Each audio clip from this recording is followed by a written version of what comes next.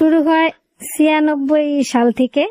আমি এক জায়গায় চাকরি করি, একটা কোম্পানিতে। ওখানে আবার আমার সাথে যার সম্পর্কটা হয় উনি চাকরি নেওয়ার পরে ওনার সাথে মনে করেন উনি আমাদের স্যার থাকে আর কি, আমার এক সিনিয়র স্যার থাকে। তো স্যারের সাথে কাজের সূত্রে অনেক কথাই হয়। এরকম করতে করতে মনে করেন কাজ নিয়ে কথাবার্তা চলে ওনার সাথে ভালোই। তারপরে উনি একদিন আমাকে হঠাৎ বলে যে আপনার সাথে আমার কিছু কথা আছে। তা আমি জিজ্ঞেস করি কি কথা বললো, আমার একটা ছোট্ট হেল্প করবেন। তা আমি বললাম কি হেল্প করবো? আমার একটা টেলিফোনে একজনের সাথে একটু কথা বলাই দিবেন। তাই আমি বললাম যে আমি টেলিফোনে কথা বলাই দিব কিভাবে? দোকান থেকে বলা যায়। তারপরে আমি বলছি আচ্ছা ঠিক আছে, আমি ছুটির পরে আপনার সাথে দেখা করব। পরে আমাদের শিফট চলে হলো সকাল 8টা থেকে রাত 8টা পর্যন্ত। 8টার পরে ছুটির পরে উনি আমার বলে একটু আপনি বাইরে দাঁড়ান, আমি শিফটটা বুঝাই দিয়ে আসতেছি। তারপরে বের হয়ে আসার পরে যাই একটা মোবাইল টেলিফোন দোকানে, ওখানে যাইয়া বললো যে এই নাম্বারটা একটু কল করে আমার বলবেন যে আমি অমুকের বান্ধবী, আমাকে দেন। নাম বললো আর কি, একটা নাম বলছে। বলার পরে আমি আবার ওই লোকটাকে বললাম ডায়াল করে দেন তো ভাইয়া, একটু আমারে ধরাই দিল। দেওয়ার পরে আমি জিজ্ঞেস করলাম জমুকে আছে? তো ওর মা ফোনটা ধরার পরে আমি জিজ্ঞেস করি জমুকে আছে? তো উনি বলতেছে যে হ্যাঁ, কে তুমি? তাই আমি বললাম যে আপনার মেয়ের বান্ধবী, আমি একসাথে পড়ি, ওকে একটু দেওয়া যাবে? তা বলতেছে নাও কথা বলো।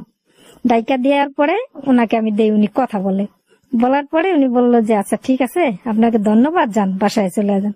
বাসায় যাই, আবার কাজের সূত্রে সকালে ডিউটিতে আসি। 2-3 দিন এরকম ডিউটি করার পরে আবার হঠাৎ একদিন বলে যে আজকে একটু, আমাদের ডিউটিটা ছিল এরকম 1 সপ্তাহ রাত্রে 1 সপ্তাহ দিনে। তা ডে শিফট শেষ হওয়ার পরে নাইট শিফটে যখন আসছি তখন বললো যে আজকে সকালে আবার আমাকে একটু ফোন করাই দিবেন। তখন আমি বললাম যে প্রতিদিন আপনাকে এরকম ফোন ধরাই দিব, কার সাথে কথা বলেন? বললো যে আমি ওর সাথে সম্পর্ক করি, কিন্তু ও আমারে ভালোবাসে কিনা জানি না, কিন্তু আমি ওনাকে খুব ভালোবাসি। নাম ঠিকানা বললো যে অমুক জায়গায় থাকে, আমি ওনারে ভালোবাসি। তো উনি আমাকে হয়তো বেশি একটা পাত্তা দেয় না, এই জন্য আমি বারবার চেষ্টা করতেছি ওনার একটু আয়ত্ত আনার জন্য। তুমি আমার মেয়েটার বয়স বললো যে ক্লাস 6-এ পড়ে, আর বয়স আমি এই মেয়ে আপনারা কেন পাত্তা দিব, ছোট মানুষ। তা আমারে বললো কি যে তা আপনি একটু ফোনে না পারেন, ওর স্কুলে যায় একটু ওর বুঝায় বলেন যে আমি ওর এরকম এরকম খুব ভালোবাসি, তাই ও যেন আমারে একটু দেয়। পরে আমি বললাম যে এখন তো নাইট ডিউটি করছে, যাইতে পারবো না, আমি আরেকদিন চেষ্টা করব। তো বললো যে না যাইতে বললে আমার একটু ফোন ধরাই দেন। তার ওই দিন আবার ফোনে ধরাই বললাম যে আমি ওর বান্ধবী আন্টি, ওকে একটু দেন তো কথা বলাই দিই। দেওয়ার পরে পরের সপ্তাহে আমি আবার ওনার ওখানে যাই, ওই মেয়েটার স্কুলে যাই। মেয়েটা খুব ছোট, হয়তো 11 থেকে 12 বছর, এখনো মনে হয় পা দেয় নাই, 6-এ পড়ে। আর মেয়েটার জিজ্ঞেস করলাম, মেয়েটা বললো যেগুলা ভুল, আমি ওনারে চিনিও না জানিও না, ওনার আমি 2 দিন দেখছি আমার আন্টির সাথে, আর আমি তো ছোট মানুষ, ওনার সাথে আমি কিভাবে করব, কথা বলবো, প্রেম করবো, এগুলো আমি বুঝি না। পরে আমি আইসা আবার বলার পরে আমি বললাম যে আপনি তো একটা মেয়ে অনেক ছোট, আপনারা পাত্তা দিতে চায় না, আপনি কেন বারবার ওর সাথে ফোনে আমি কথা বলাই দিবে এরকম করবেন? পরে উনি মানে না, বলে যে মিথ্যা কথা বলেন আপনি, ওর সাথে আমি কথা বলি যখন তখন বোঝা যায় যে ও আমাকে একটু একটু ভালোবাসে। এরকম করতে করতে মাস খানিক চলে যায়। পরের নাইট শিফট আসার সময় উনি আবার রাত্রে আমাকে বলে যে আরেকদিন একটু ফোনে ধরাই দেন। তাই আমি বলছি না, আমি চলে যাই বাসায়, যে প্রতিদিন আপনাকে ফোন ধরাই দেবো মিথ্যা কথা বলে, আমি এগুলো পারবো না। পরে বাসায় চলে যাই, উনি করে কি কাজ বুঝাই দিয়ে উনি আমার বাসায় যায়। বাসায় যাই আমি যেখানে থাকতাম আমার নানির বাসায়, ওখানে যে উনি ডাকে এক লোকের দিয়া যে উনি আছে। তাই আমি বের হয়ে আসি, বললো যে আপনি আমার একটু ফোন ধরাই দিয়ে না দিয়ে আইসা পড়লেন, এই জন্য আপনার বাসা তৈরি আসতে হইলো। পরে উনি একজন লোক, আমার হয়তো স্যার হিসাবে বাই বইলা ডাকি, কিন্তু অফিসের নিয়ম অনুযায়ী ওনাকে আমার স্যার বলা উচিত। তো উনি যখন আমার বাসায় গেছে তখন নিচে বসতে দেওয়া উচিত। সকালবেলা বসতে দিছি, রাত্রে ডিউটি করছে হয়তো খাই নাই, নাস্তা নাই দিছি, একটু নাস্তা দিছি। এগুলো আমার নানি সব ফলো করছে। তা আমার নানি দেখছে, কিছুই বলে নাই, তা নাস্তা নাস্তা খাইয়া চলে গেছে। আমি আর ওনার ফোন ধরাই দিইনি। পরে নাইট শিফট শেষ হওয়ার পরে আমাদের শুক্রবার আবার সকালে, যখন রাত্রে ডিউটি করে চলে আসি, সকালে আবার শুক্রবার 2টার পরে ডিউটি শুরু হয়। তা আমি সকালে চলে আসছি, এসে শুয়ে আছি। পরে দেখি আমার বড় ভাই আসছে।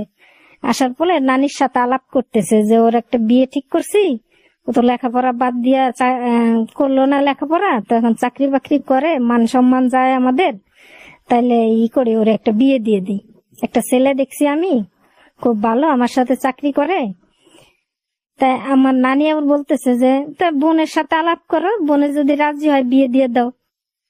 পরে আমাকে জাগাইছে, আমি উঠছি। তা আমার ভাই বলতেছে এরম এরম একটা ছেলে আমি আগামী সপ্তাহে নিয়ে আসবো, তুই দেখিস, দেখার পরে যদি তোর পছন্দ হয়, আমাদের খুব পছন্দ, ছেলেটা খুব ভালো, ডিপ্লোমা ইঞ্জিনিয়ার, আবার এই ভদ্র আছে, ছেলের আমরা যা বলবো তাই শুনবো। তা আমি বলছি না, আমি বিয়ে শাদী করবো না, আমি চাকরি করি, দেখি পরে কি করা যায়। পরে আমার ভাই আবার খাওয়া দাওয়া করে চলে গেল, আমি ডিউটিতে চলে গেলাম। 1 সপ্তাহ ডিউটি করার পরে আবার ওই যে দিনে যখন শুক্রবার শিফট চেঞ্জ হয়, ওই দিন আবার আমার ভাই আসে ওই ছেলেটাকে নিয়ে। আসার পরে আমি ছেলেটাকে দেখি, দেখার পরে আমার ছোটবেলা থেকে একটা ছিল যে আমি ফর্সা ছেলেদের বিয়ে করব। তো ছেলেটা ফর্সা ঠিক আছে, কিন্তু চাকমাদের মতো দেখলে মনে হয় বলদ, আমার পছন্দ হয় না। তারপরে ওই নানির কাছে আমি বলি, বাইরে তার সরাসরি বলি না, নানিরে বলি যে এই ছেলের নিয়ে যাই, চলে গেলে বলবা যে আমি এই ছেলের পছন্দ করি না, আমার পছন্দ হয় না, এই ছেলে বলদ বলদ দেখা যায়। আবার যে বিয়ের আগে বলে শ্বশুর বাড়ির সবার কথা শুনবো, এই ছেলে তো মেয়ে মানুষের তো অনেক অদম হইবে, এগুলারে বিয়ে করে জীবন নষ্ট করবো নি। পরে আমার নানি বলে যে অত পছন্দ হয় না এরকম। পরে আমার ভাই ছেলেটাকে নিয়ে চলে যায়। যাওয়ার পরে তখন আবার আমার ছোট ভাইয়ের সাথে দেখা কইরা বলে যে ওই ছেলেটা ভালো আনছিলাম, পছন্দ করলো না, বিয়ে করতে চায় না, ও কি করবো তাহলে, চাকরি বাকরি করলে তো আমাদের মান সম্মান যায়, মানুষের বাসায় থাকে।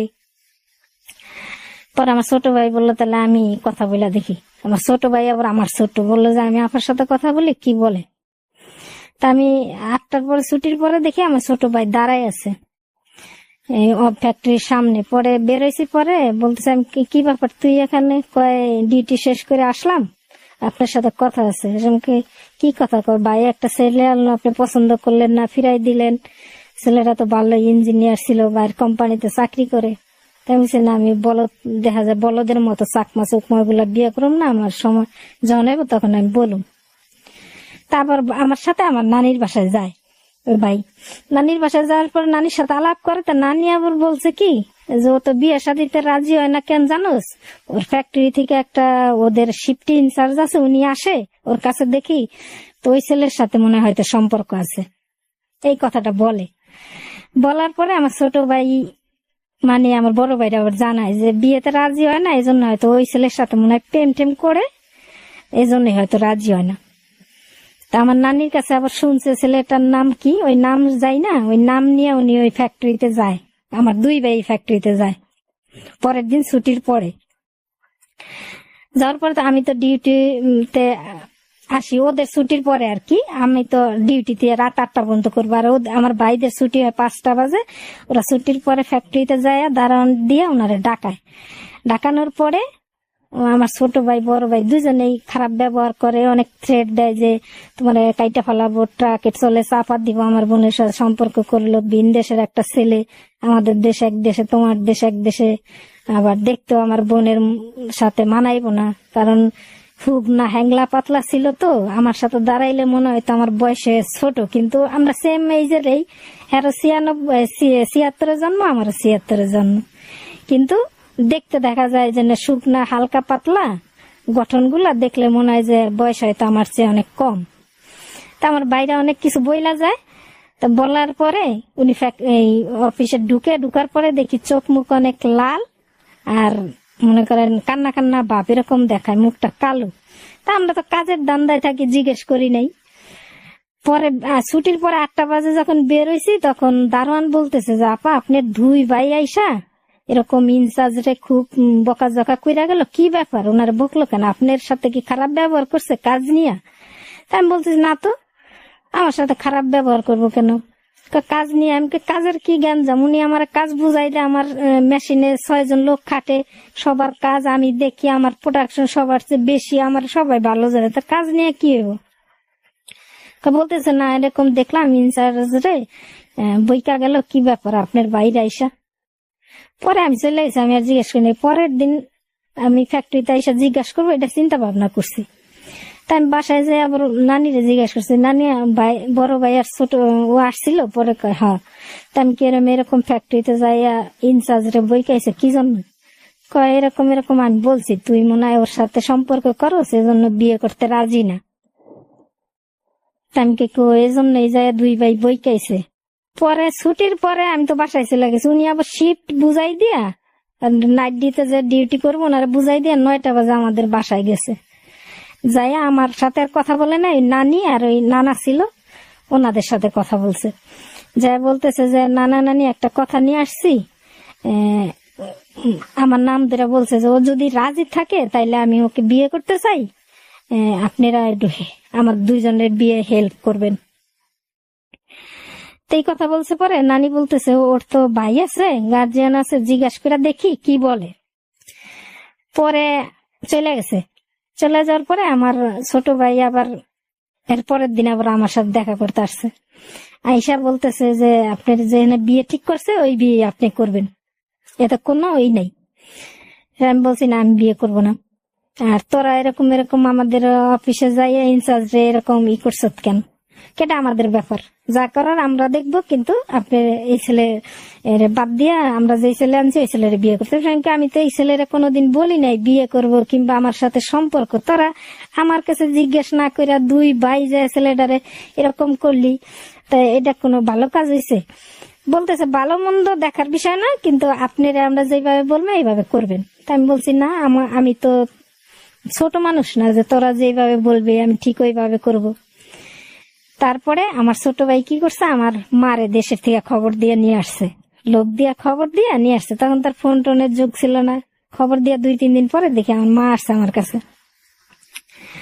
আসার পরে আমার মা বলতেছে যে ওই ছেলেরে বিয়ে করা যাবে না, দেশি দেশি ওই তোমার বড় ভাই যে ছেলেরা আনছে ওরে বিয়ে না করো, দেশের একটা ছেলেরে দেখি ভালো দেখে শুনে আমরা বিয়ে দিই। স্যামকে ওই ছেলেটা আমি বিয়ে করবো এটা বলি নাই, কিন্তু তোমার 2 ছেলে তো ওই ছেলেটারে যেরকম করছে এখন তো উচিত আমার ওই ছেলের বিয়ে করা। আর আমার ছোটবেলা থেকে একটু মানে জিদ্দি টাইপের মানুষ ছিলাম। পরে আমার মা বলতেছে তাহলে ওই ছেলের খবর দাও, আমি কথা বলি। পরে আমার অফিস ছুটির পরে আমি বলছি যে আপনি আমার মার সাথে একটু দেখা করেন, আপনি যখন নানা নানির এই কথা বলে আসছেন তাহলে আমার মার সাথে দেখা করেন। পরে গেছে আমার মা বলছে যে তাহলে তুমি যদি ওরে বিয়ে করতে চাও তাহলে তোমার বাপ মা গার্জিয়ান নিয়ে আসো, আমরা গার্জিয়ান থাইকা বিয়ে দেয়। তাই উনি বলতেছে যে না আমার গার্জিয়ান আসতে পারবো না, আমি একাই বিয়ে করব, পরে আমার গার্জিয়ান আসবো। তা মা বলছে যে না হবে না তাইলে বিয়ে। এই কথা বলার পরে আমার মা বলছে যে তুমি আসতে পারো, তোমার সাথে আমার মেয়ের বিয়ে দেওয়া যাবে না গার্জিয়ান না আসলে। চলে গেছে। তো ওই রাত্রে আমার মা আমারে অনেক বুঝাইছে, বলছে যে দেখো একটা মাত্র মেয়ে, আমরা দেখে শুনে এক জায়গায় বিয়ে দিই। তা আমার মা বুঝানোর পরে আমি একই কথা বলছি যে মা যত কথাই বললো ওই ছেলেটারে অপমান করলো, আমার কাছে না জিজ্ঞাসা করে আমি ওই ছেলের এই বিয়ে করবো। তা আমি আবার ওনার ব্যাকগ্রাউন্ড সব আগের থেকে জানি। তা আমার মা বলতেছে যে তুমি তো আগের থেকে জানো যে ওনার ফ্যামিলি কেমন, গরিব, বিয়ে শাদী করলে যদি সমস্যা হয়, সংসারে অভাব থাকলে অনেক সমস্যা হয়। তা আমি বলছি না আমিও যখন চাকরি করি ওই সংসারে যখন স্বাচ্ছন্দ্য ফিরাইবো তখন আমার ঠিকই হয়ে যাবো, কোনো গ্যাঞ্জাম হইব না। পরে আমার মা অনেক নিষেধ করছে, আমার হাতের পর্যন্ত আমার মা ধরছে যে না এই ছেলের বিয়ে করে না, এবং অভিশাপও দিছে যে ওই ছেলের বিয়ে করলে তোমার চান্দে চান্দে বিয়ে হইব, ওই ছেলে তো তোমার রাখবই না, তোমার চান্দে চান্দে বিয়ে হইব, মানুষের খারাপ বলবো। আমি কেছি তোমার অভিশাপ না, এগুলো হলো দোয়া, তুমি দোয়া করো যদি আমি ওই ছেলের বিয়ে করি তাহলে তোমার দোয়া রইলো, কিন্তু অভিশাপ এটা আমি মনে করি না, দোয়া। তা আমার মা চলে গেছে। যাওয়ার 1 সপ্তাহ পরে উনি আবার আমার ওই নানা নানির কাছে আসে যেখানে আমি থাকি। আসার পরে উনি বলে যে নানা আমাদের বিয়েটা করাই দিতে হইব। তা বলছে যে ও গার্জিয়ান রাজি না, আমি গার্জিয়ানে বিয়ে দিলে কেমন না আসে। আমি নানারা বলছি যে তোমরা দুইজন যদি গার্জিয়ানে বিয়েটা না দাও তাহলে আমরা একা একাই বিয়ে করব। পরে একা একা আমরা 2-3টা রেজিস্ট্রি অফিসে ঘোরার পরে গার্জিয়ান নিতে বলে। আবার ওই যে আগে যে বললাম যে ওনারা আমার দেখলে মনে হয় কি হয়তো ওনার বয়স কম, এরকম, তা বিয়েটা হয় না। পরে 2 দিন ঘোরার পরে নানা করে কি, বড় মসজিদের কাজী হুজুর, উনি আবার কাজীও, ওনারে বাসায় না আমাদের বিয়েটা দেয়। সরা কাবিন দিয়ে বিয়েটা দেওয়ার পরে তা বলে যে তোমরা পরে কাবিন করে নিও। তা আমাদের চিন্তা ছিল আমরা যে দুজনে পরে কোর্ট কাবিন করে নিব, টাকা পয়সা হইলে চাকরি তো করি, বেতন টেতন পাইলে কোর্ট কাবিন করে নিব। তো বিয়ের পরে ওই নানির বাসায় আমরা 1-1.5 মাস এক মাস থাকি। পরে আমরা একটা বাসা নিই। বাসা নেওয়ার পরে উনি যখন আমরা বাসা নেই, ওনার তো শুধু ডিউটি পড়ে, আমার শিফটে পড়ে না এখন। ওনার হলো রাত্রে পড়ে, আমার দিনে পড়ে, এরকম ঘুরা পড়ে। পরে আমি ডিউটি করি বাসার, মনে করেন বাজার ঘাট যেখানে যা করে সব আমি করি, উনি কিছুই করে না। পরে 1 মাস পরে, বাসা নেওয়ার 1 মাস পরে দেখি কি আমার মেজো ভাই আসছে আমাদের বাসায়। মেজো ভাই আবার আমার আম্মা সব দিয়ে পাঠাইছে, হাড়ি পাতিল লেপ কাঁথা বালি জেনে যা লাগে। হয়তো বাইতের হয়তো বুঝাইছে যে একটা বোন ভুল করে ফেলাইছে। পরে আসছে, আসার পরে আইসা যখন দেখে আমার হাজবেন্ড কথাবার্তা আচার ব্যাপারে খারাপ না এবং ছেলে হিসাবে ভালো, পরে সবাই মাইনা নিছে। আমার বড় ভাইও আসছে, পরে আমার মাও আসছে, কিন্তু আমার ছোট ভাই একটু পরে মানছে, 6 মাস গেছে। তারপরে আমরা থাকতে থাকি। পরে আমার শ্বশুর শাশুড়ি আসছে, আমার দাদি শাশুড়ি আসছে, শুই না সবাই পরে মাইনা নিছে, দেখছে। কিন্তু আমি তার হিসাবে, বউ হিসাবে তার উপযুক্ত না। সে ফর্সা সুন্দর স্মার্ট দেখতে, কিন্তু আমি তো কালো, আমার চেহারা সুন্দর না।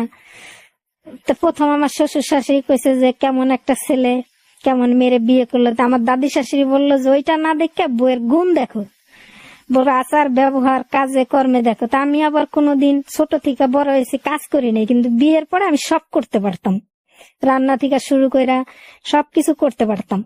তা আমার দাদি শাশুড়ি আমার খুব পছন্দ হয়েছে, বলছে যে না, বউ ডগ দিয়ে কি করো, সুন্দরটা তো বিষয় না, কিন্তু বউ গুণ আছে, কাজে কর্মে আচার ব্যবহার দেখো খুব ভালো। এরকম সবাই মাইনে নিছে।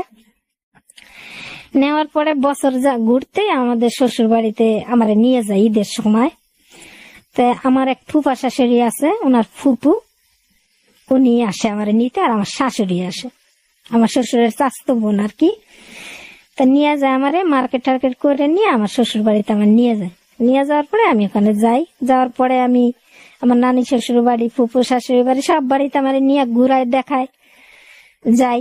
সবাই আমার পছন্দ করে, আমার নানা শাশুড়ি খুব পছন্দ করে, আমার খুব দোয়া করে এবং খুব আদর করে। পরে আবার ওখানে ঈদ কাটায়, আমাদের চাকরি করতে হয়, ছুটি শেষ আমরা চলে আসি। এমনি আমাদের চলতে থাকে, সংসারটা খুব ভালো চলে। আমরা দুজনে মিলে, মনে করেন তখন তার 8,000 টাকা স্যালারি, আমার 5,000 টাকা স্যালারি। তো 8-5 13,000 টাকা দিয়ে আমরা শ্বশুর বাড়িতে দিয়ে, আমরা ঘর ভাড়া দিয়ে আমাদের আয়ও থাকে, খাইয়া দেয়া খুব ভালো আছি আমরা। আমার বাপের বাড়ির থেকেও মনে করেন আমার বিয়েতে খরচ হয় না, রেখে আমার স্বামীরে আমারে দুজনরে গহনা দিছে, তারপরে কিছু টাকা পয়সা দিছে যে ফার্নিচার বানাও, ঘর বাসা বড় করে নাও, এরকম করে আমরা চলতে থাকি। এরকম করতে করতে আমার শ্বশুর বাড়িতে আমি, তাদের আর্থিক অবস্থা খুব খারাপ। পরে আমি কি করি, আমার বাপের বাড়ি থেকেও কিছু ক্যাপিটাল দেয় ওই যে আমার ফার্নিচারের জন্য, ওগুলো আমি মিলাইয়া চাকরির টাকা দিয়ে আমার শ্বশুর বাড়িতে আমি দিই। দিয়া ওনাদের আর্থিক সুবিধার জন্য ওনাদের শ্যালো মেশিন কিনা দেই, গরু কিনা দেই, এরি দান করার জন্য। তাই ওনারা ওগুলা করে। আমার এক খালু শ্বশুর আছে, উনি কইরা দেয়। করার পরে ভালোই গরু পালে, গরুতে দুধ হয়। আবার একটা পুকুর, মাছের পুকুর রাইখা দেয়, ওটা মাছ চাষ করে, তারপরে দান হয়। তা এখন আমরা অল্প হেল্প করলে আমার শ্বশুর বাড়িতে চলে, কারণ ঘরের দানের ভাত, তারপরে পুকুরে মাছ, গরুর দুধ, ওনাদের ভালোই চলে। আমার একটা দেবর লেখাপড়া করে, ওরা লেখাপড়া করাই, ননদটারও লেখাপড়া করাই। এরকম চলতে থাকে। চলতে চলতে 3 বছর পার হওয়ার পরে আমার মেয়েটা হয়, আমার প্রথম সন্তান মেয়ে। আমার 2 সন্তানের মধ্যে একটা ছেলে একটা মেয়ে, মাশাআল্লাহ আল্লাহ দিছে। ওদের মেয়েটার জন্ম হয় আর কি।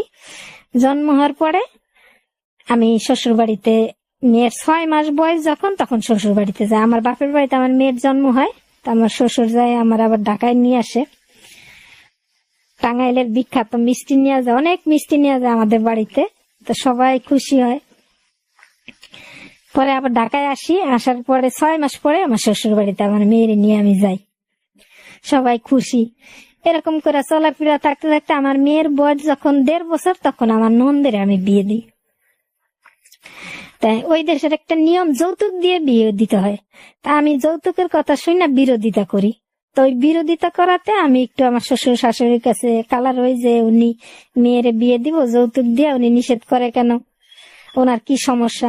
তাই আমি বলতেছি লেখাপড়া করুক, একটা মেয়ের যৌতুক দিয়ে বিয়ে দিয়া মানে তো অনেক যৌতুক দেওয়া তো নিষেধ, তারপরে আপনারা যৌতুক দিয়ে বিয়ে দিবেন যদি সুখ না হয়। এই কথা বলার পরে শ্বশুর শাশুড়ি একটু মনের মালিন্য হয়, তারপরে আবার ঠিক হয়ে যায়। হওয়ার পরে আমার ননদের বিয়ে হয়ে যায়। বিয়ের পরে আমার ননদরাই মেন হিটলারিটা শুরু করে, মানে শ্বশুর শাশুড়ি বুঝায় যে তোমার বউ, আমার ভাই ইনকাম করে। তখন আমি তো চাকরি করি না মেয়ে হওয়ার আগ থেকেই।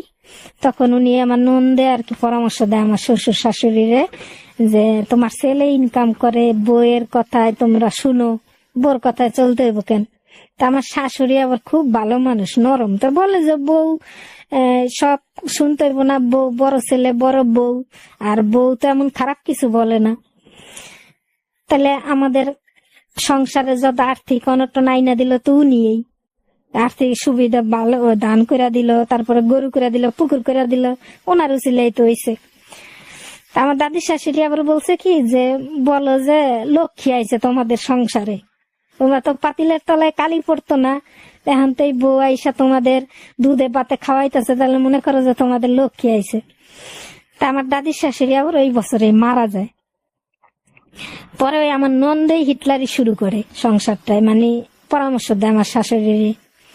এরকম করতে চলতে থাকে। তা আমাদের শ্বশুর শাশুড়ির সাথে মনোমালিন্য হয়, কিন্তু সম্পর্কটা ভালোই থাকে।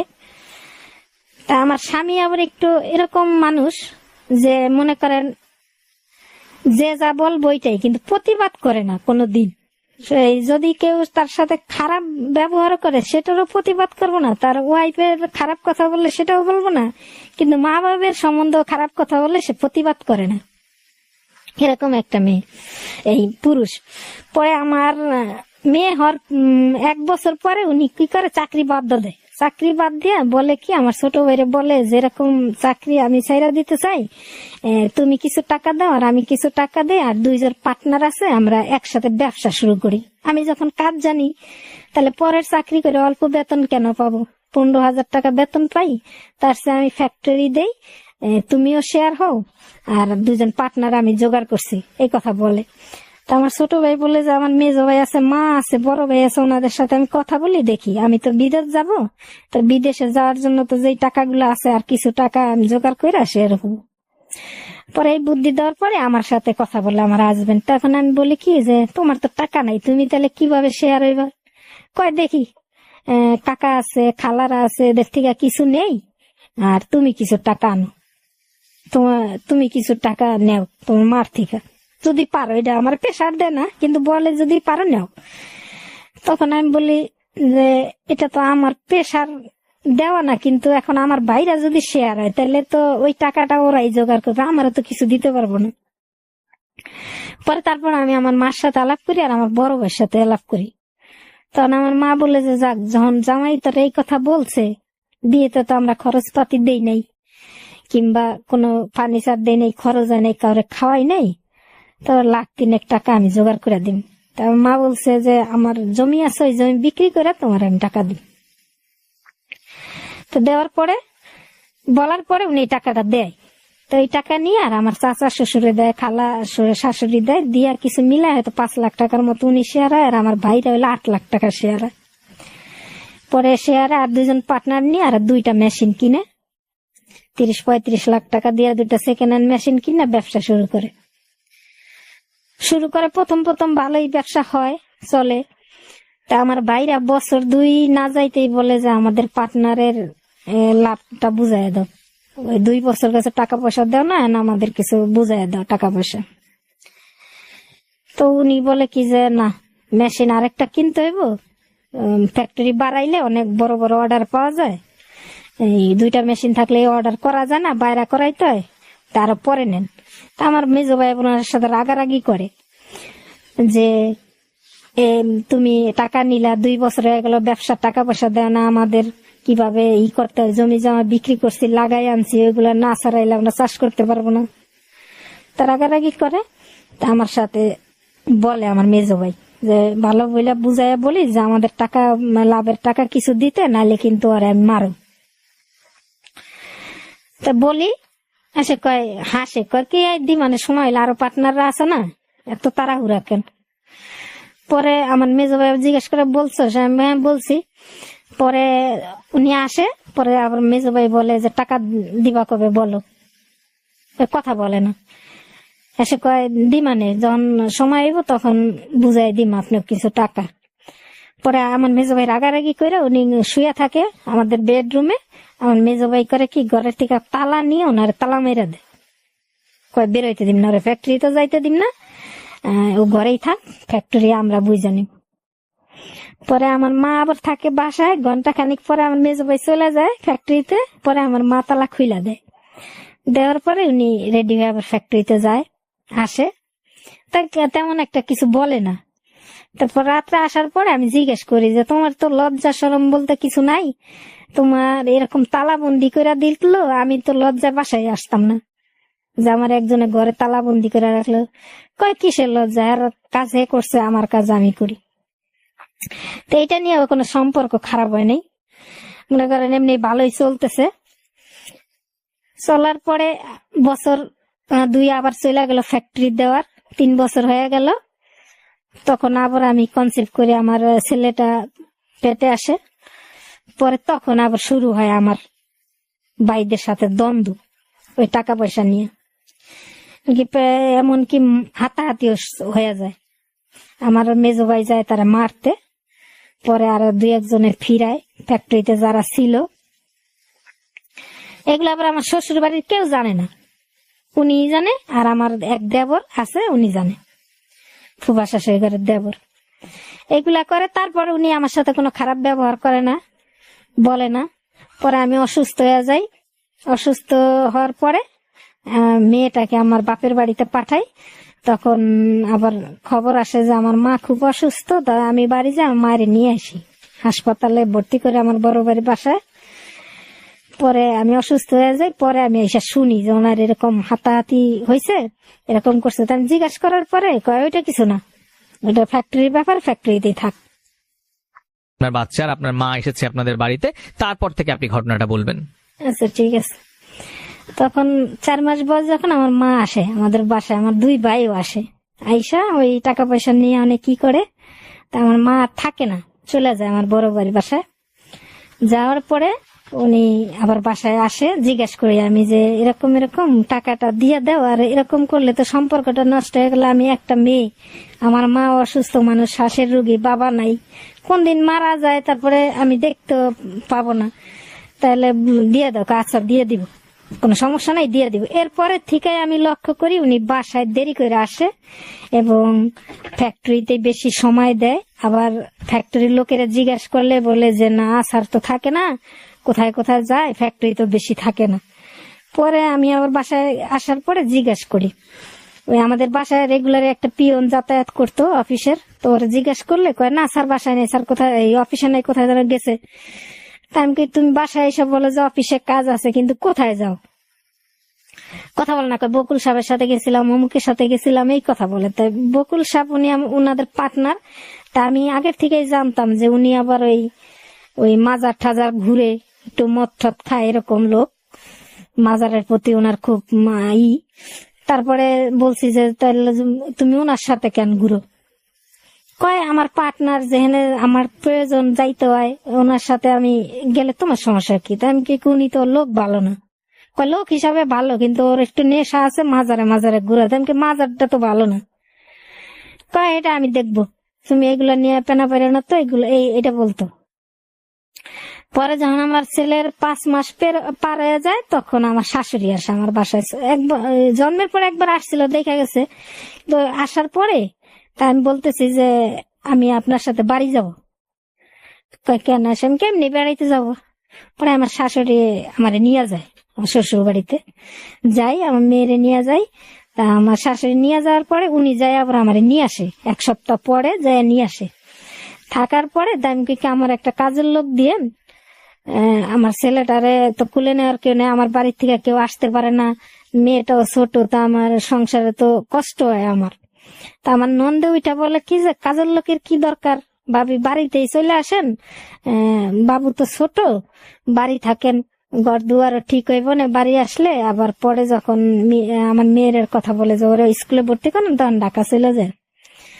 তা আমি আসলাম, উনি যাই নিয়ে আসার পরে আমি ওনার সাথে এসে আলাপ করলাম যে লোক ঠোক পাই না, তাইলে আমি বাড়িতেই চলে যাই, ঘর দুয়ারও ঠিক করে যায়, বাড়িতে 6 মাস 1 বছর থাকি, ছেলেটাও জ্বর হয়ে যাক, আর আমরা তো ভাড়া থাকি অনেক টাকা দিয়ে, 10-12 হাজার টাকা ফ্ল্যাট ভাড়া দিতে হয়। তাইলে এক কাজ করি, আমরা ঢাকায় একটু জমি রাখি, আমি বাড়িতে 2 বছর থাকি আসি, ঢাকায় একটু জমি রাখি, জমি রাখি আমরা টিন শেড করে থাকলে তো আমাদের বাড়ি ভাড়াটা দেওয়া লাগলো না। তখন বলতেছে না তোমার বাড়ি যাওয়ার দরকার নেই, সময় এলে জমি রাখবো। তো আমার এক স্বাস্থ্য হয়ে আছে, আবার ওই ঢাকায় থাকে, তো আবার জমির ব্যবসা করে। তাই বললো যে এখন তো জমি দিকে সস্তা, শাহাদাতপুরের ওদিকে, ওই যে বেড়াইতের ওদিকে তোমরা রাখতে পারো।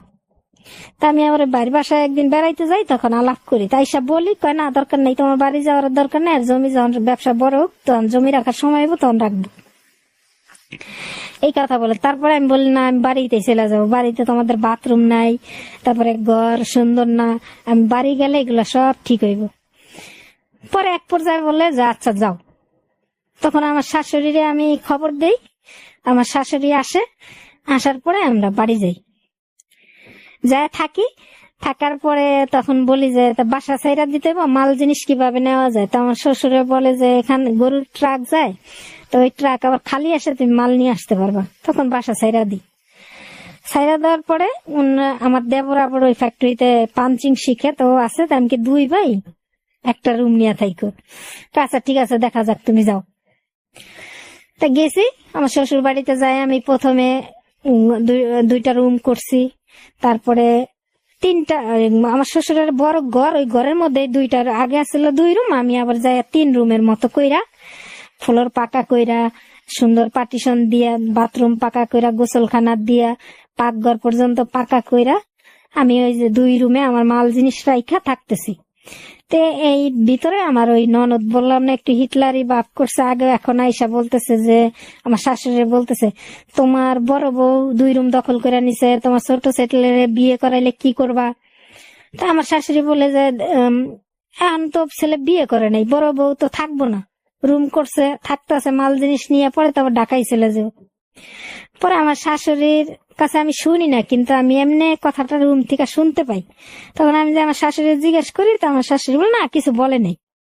পরে আমি সরাসরি আমার নন্দরে বলি যে তুমি এরকম কথাটা বললা, রানা যখন বিয়ে করে তখন কি রুম, আর আমি কি দেশে থাকবো, আমি তো চলে যাবো, আমার মেয়ে যখন স্কুলে ভর্তি করব, আর আমি যে রুম করছি এটা তো আমি বলি নাই যে এটা আমার এই রুম থাকবো, এটা বাপে তোমার বাপ মার ঘর ছিল, আর বউ হিসাবে আমি বাড়িতে আসছি, রুম গুলা কমপ্লিট করছি, সুন্দর করছি, থাকতেছি, আবার চলে যাব। রানা যখন বিয়ে করে তখন তো রানাই থাকবো। তার তর্ক হয় না তার সাথে, না হতে আমার হাজবেন্ডে আমি ফোন দেই টাকার জন্য ফোন দেই, তা বলতেছে যে আচ্ছা অমুক দিন টাকা পাঠাবো, অমুক দিন বিকাশ নাম্বার দিও, আমি টাকা দিয়ে দেব। তা আমি আবার পরের দিন যে দিনের কথা বলে ওই দিন বিকালে আমি যাই ওই বিকাশের দোকানে যাওয়ার পরে আমি ফোন দিই। ফোন দেওয়ার পরে আমার ওই যে ফুফা শাশুড়ির কথা বলছিলাম যে আমার আইসা নিয়ে গেছে, ওই ফুফা শাশুড়ি ফোনটা ধরার পরে হ্যালো বলে। তাই আমি বলতেছি যে আপনার কাছে কেন, ওর আমার মেয়ের নাম নিয়ে বলে যে ওর আব্বুর ফোন আপনার কাছে কেন, ও আমার বাসায় আসছে। তাই আমি কি কেন তো আপনার বাসায় আসলো কেন, কয় আমি ফ্যাক্টরিতে গেছিলাম, যাই দেখি কি ওর কাপড় চোপড় ময়লা, তারপরে ফ্যাক্টরিতেই থাকে, বাসা নেই, তুমি ফালাই তুইয়া গেছো গা, কি অবস্থা, এই জন্য আমার বাসা আসতে বলছি, কাপড় চোপড় ধুইয়া দিবা না, আর খাওয়া দাওয়া করছে, ঘুমাইছে, ফ্যাক্টরিতে ঘুমাইতে পারে না এজন্য। পরে আমি কি ঘুম থেকে উঠলে আমার ফোন দিতে বলল। পরে আমার ফোন ঘুম থেকে ওইটা ফ্যাক্টরিতে যাওয়ার আগে আমার ফোন দিছে। তা আমি জিজ্ঞেস করলাম তুমি ফুপুর বাসায় কেন? কয় ফুপু ফ্যাক্টরিতে যে আমার ধরে নিয়ে আসে, আমার কাপড় চোপড় ময়লা, তারপরে ফ্যাক্টরিতে ঘুমাইতে পারি না ঠিক মতো, এজন্য আসছি, কোনো অসুবিধা নেই, তুমি এ নিয়ে টেনশন করো না। পরে আমার বিকাশের টাকা দিল কিছু, আমি নিলাম, ওই বাড়িতে কাজ করাইতেছে এগুলা চলতেছে। এরকম করে আমি বাড়িতে প্রায় 3-4 মাস চলে গেছে। 4 মাস হয়ে গেছে। এখন 4 মাসের মধ্যে বাড়িতে যে আমি কাজকর্ম করাইছি, আমি কিছু দেনা হয়েছে, ওই টাকাটা উনি দেয় না। এখন টাকা দেয় না, ঠিক মতো ফোন করে না। তারপরে আমি ফোন দিলে বিরক্ত হয়, বলে পরে ফোন দিয়ে তো আমি এখন ব্যস্ত আছি। পরে এই কথা শুই না, আমি আবার মানে আমার শাশুড়ির সাথে আলাপ করি যে এরকম ফুপুর বাসায় গেছে, জিজ্ঞাসা করছি, রাগ হয়েছে, আবার এখন ফোন দিলে এরকম করে। তা করার পরে উনি করে কি, ঈদের টাইম ঘনাই আসে, তখন ওই টাকা পয়সা দেওয়ার কথা, উনি টাকাটা দেয় না। না দেওয়ার পরে আমি কি তাহলে আমার মেয়ের জন্য মার্কেট লাগবো, বাড়িতে শ্বশুর শাশুড়ি আছে, ছেলের জন্য লাগবো, টাকা পাঠাও, এগুলা মার্কেট আমি কইরা নিয়ে আসবো। তা আমি আচ্ছা ঠিক আছে। তো উনি এলো, বাড়িতে আসে ঈদের সময়, আসে শুধু আমার মেয়ের জন্য একটা জামা নিয়ে আসে। আর উনি এমনি একটা ব্যাগ নিয়ে আসতো, কাপড় চোপড় নিয়ে। আমি বাড়ি আসার পরে ছোট একটা ব্যাগ নিয়ে আসে। আজকে দেখি কি টলি ব্যাগ নিয়ে আসে, ওই যে চাকাওয়ালা যেগুলা টলি ব্যাগ, ওইগুলা নিয়ে আসতেছে। আমি কি হঠাৎ করে এরকম ব্যাগ কিনছো? কয় হ্যাঁ আমার লাগে, এই ব্যাগ লাগে। তা আমি মনে করছি কি এই ব্যাগ কিনছে সবার জন্য, মার্কেট করছে, সবার মার্কেট বোঝাই করে এই ব্যাগ নিয়ে আসছে। আমি শুধু আমার মেয়ের জন্য একটা জামা নিয়ে আসছে, ফ্রক নিয়ে আসছে, আর কিছু আনেনি। আসার পরে আমি অনেক রাগ যে শ্বশুর শাশুড়ির জন্য আনে নাই, তারপরে আমার ছেলের জন্য আনে নাই, মেয়ের জন্য একটা। কয় আমি বিল পাই নাই তো, অনেক ঝামেলা হইতাছে, ফ্যাক্টরি ওয়ার্কারের এই বেতন দিতে পারি নাই, বাড়ি ভাড়া দিতে পারি নাই, ফ্যাক্টরি ভাড়া, মার্কেট করে না, পরে দেখা যাবে। পরে এখন রাত্রে আমরা শুয়ে আছি, বিকেলে আসছে আর কি, রাত্রে শুয়ে আসছে। এখন দেখি ওই ফুপা শাশুড়ি ডাকতে আসছে, কয় আয় তোর সাথে কথা আসছে। পরে গেছে, মনে করেন প্রায় ঘন্টা 3 পরে আসছে। ফুপুর সাথে তোমার এত কি কথা, তুমি যে গেলা ঘন্টা 3 পরে আসলো?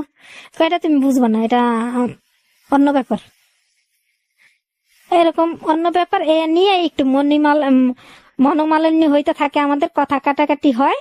ওই কথার রাগে আমি ছেলেটারে খাটে দাঁড় করাই দিই, যে যা, ওই খাটের থেকে আমার ছেলেটা পড়ে যায়, পড়া হাতটা ভেঙে যায়। হাত ভাঙে না মানে এই যে এই গলার একটা হাড় থাকে, ওইটা আর কি উঠা যায় উপর দিকে। পরে আমার ছেলে অনেক চিকরাচিকরি করে। পরের দিন আমরা আবার ঢাকায় নিয়ে আসি। ঢাকায় না পঙ্গুরে এক প্রফেসরের দেখাই পার্সোনাল ভাবে চেম্বারে। তো উনি আবার একটা মেডিসিন দেয়, বলে যে এটা খাওয়ান, তারপরে ঠিক ওর হাড় হয়ে যাবে, বৈশা যাবে। তা নিয়ে যাই। পরে উনি আবার বাড়িতে ঢাকার থেকে যায়, আবার বাড়ি থেকে চলে আসবো। আসার সময় দেখি ফুপুর সাথে আসবো, উনি একা আসে না, ফুপু আর এই ফুপুর একটা মেয়ে আছে, ওনার সাথে আসে। আমি কি তুমি আসলা একা, যাইতেছ আবার ওনাদের সাথে, কি ব্যাপার? তা আমার এক চাচি শাশুড়ি আছে, উনি বলতেছে তুমি কি ওর একা আসতে দেখছো? উনি তো ওনাদের সাথে আসছে, ওদের সাথে আসলো, আবার ওদের সাথে যাইতেছে। তো ওরা আসার সময় আবার ওই যে চাচি শাশুড়ি বলছে ওনাদের ঢাকায় নিয়ে আসে, ওই চাচি শাশুড়ির এই আপন ননদ আর কি, ওই ফুপা শাশুড়ি ঢাকায় নিয়ে আসে। ওই চাচি শাশুড়ি আমার মেয়ের সমবয়সী একটা মেয়ে আছে, ওরা সব ঢাকায় আসে। আইসা ওই আমার হাজবেন্ড ওই বাসায় থাকে, আর ওদের নিয়ে বসুন্ধরা সিটি, মনে করেন যে ভালো ভালো চিড়িয়াখানা, এগুলাই ঘুরে ছবি তোলে। এগুলার আমি তো জানি না, না জানা সূত্রে ওই যে আমার মেয়ের বয়সী একটা মেয়ে আছে 5 বছরের, ওই মেয়েটা আবার আমার মেয়েকে বলে যে এরকম এরকম তোমার আব্বুর সাথে আমরা চিড়িয়াখানায় গেছি, বসুন্ধরায় গেছি, অনেক ঘুরছি। ছোট মানুষ না, বইলা দেয়। বলার পরে আমার মেয়ে এসে আবার বলে যে আম্মু আব্বু না এরকম এরকম করছে, আমাদের তো ঢাকায় নিয়ে এলে ঘুরায় না, তাহলে ওদের ঘুরাইছে। পরে আবার আমি ফোন দিই, দেওয়ার পরে এগুলা বলি, তোমার কে বলছে এগুলা? কি বড় মানুষ তো বলে নাই, ছোট মানুষ মিথ্যা কথা বলার লোক না, ছোট মানুষ ওরা যা সত্যি তাই বলছে। কয় না মিথ্যা কথা, ওইগুলা আমি ওই বাসায় গেছি তো এই জন্য আমার নাম উচ্চারণ করছে। আমি ওই বাসায় কেন যাও? কয় যাই, কাপড় চোপড় ধোয়া লাগে, আবার মাঝে মাঝে ফ্যাক্টরিতে ঘুমাইতারি নেই, এসে ওই সকালে গেলে ঘুমাই আসি দিনে, এই কথা বলে। বলার পরে আমি রাগারাগি করি যে এগুলো তো ভালো না, তোমার ফুপুরেই তো বিয়ে হয়েছে 11টা, তারপরে তোমার ফুপু এখন যে মেয়েটা আছে ওই মেয়েটা ছিল বাড়িতে, তুমি ওই বাসায় আসা যাওয়া ওই মেয়ের এসে তার কাছে নিয়ে রাখে, এগুলো তো ভালো না। এগুলা নিয়ে তুমি টেনশন করো না, আর এগুলা কারো কাছে বইলো না, এগুলা সরাসরি করবা না, এগুলা বললে খারাপ হইব। তা আমি আর কিছু বলি না। পরে আমার শাশুড়ির সাথে আমি বলি যে এইগুলা, আমার শাশুড়ি বলে তুমি বাদ দাও, তোমার মাথা খারাপ, 2টা সন্তান আছে, তারপরে ওই ফুপু কি কোনোদিন খারাপ চাইবো তার বাইরের ছেলের? তার সাথে আমার শাশুড়ির সাথে আমার কথা কাটাকাটি হয়েছে যে আপনি তো আপনার নন্দের তো নেচার ভালো না, এত যারে পায় তারাই ধরে বিয়ে করে। ওই ফুপু আবার আমার দেবরের বয়সী একটা ছেলের সাথে বিয়ে হয়েছিল একসময় জোর করে, তা টিকে নাই, সংসার 3 মাস ছিল। আমি কি আমার আপনার ননদে তো খুব খারাপ, যারে একটু ভালো দেখবো তার সাথে, যার পয়সা পাতি আছে তারাই বিয়ে করবো, ছেলে মানবো না, কেউ ভাই মানবো না, তার সাথে বিয়ে বসে। তো কেন এই বয়সে ভাই ছেলের সাথে কিরকম করবো, এগুলা ই করে না। তো আমার হাজবেন্ডের সাথে ফোনে হয়েছে, আগে কথা হয়তো ভালোভাবে, এখন ফোন দিলে বিরক্ত হয়ে যায়, এই রাখো তো আমার কাজ আছে, ফ্যাক্টরিতে ঝামেলা, এইসব নিয়ে ই করে না, এরকম করে। এগুলা বলাতে আমি না ওই আমার শাশুড়ির সাথে মাঝে মাঝে এই কথা নিয়ে করি, এগুলো ওই যে আমার চাচি শাশুড়ি আশেপাশের 2-1 শুনে না বলে যে এগুলো তো খারাপ না। তারপর আমাদের দেশের এই একটা মেয়ে, আমার চাচি শাশুড়ি সম্পর্ক হয়, ওনার ওই আমার শ্বশুর বাড়ি এলাকায় বিয়ে হয়। তো উনি আবার আমার একদিন বলে যে এরকম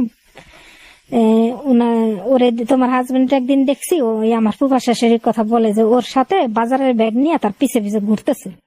এই কথাটা শুনে আমার অনেক রাগ হয় যে যারে আমি জিজ্ঞেস করি উনি আমার সাথে বলে না, কিন্তু উনি ওনার বাজারের ব্যাগ, ফ্যাক্টরির কাজ ফেলায় বাজারের ব্যাগ নিয়ে ঘুরে, অথচ আমি ফোন দিলে বলে ফ্যাক্টরির ঝামেলায় আছি, অনেক ঝামেলা, ফোন দিও না, এই কথা বলে।